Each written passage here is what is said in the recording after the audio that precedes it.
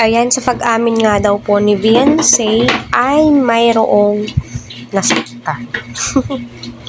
Alam nyo, siguro ngayon ay nadi-discourage na po sila. At masasabi na po natin Team EDSI na may forever sa Kalingap serye. Diba?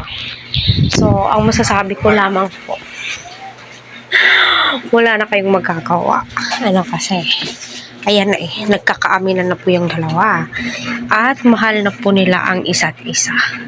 So, sa mga bashers dyan, na nasasaktan dahil sa pag-amin ng dalawa, ay nako, 'di ba? Sabi niyo magfi-feel ang samahan ng EDSI kasi hanggang vlog lang po 'yan. Nagkakamali kayo, mga madam. Nagkakamali kayo. Nagwagi ang Team EDSI.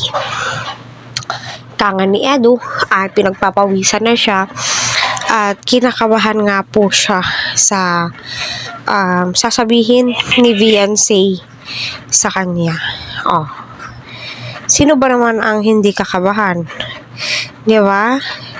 Sino ba naman ang hindi kakabahan kapag yun na po yung sasabihin ni Ads at ni Beyonce na mahal nilang isa't isa?